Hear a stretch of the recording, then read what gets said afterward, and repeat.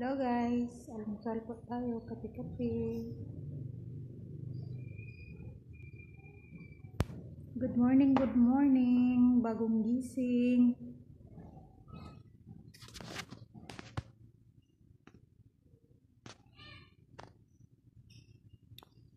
Dito po ako sa accommodation namin.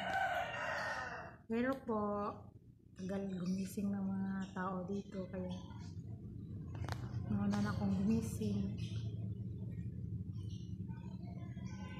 Nakakapagod lagi nakahiga.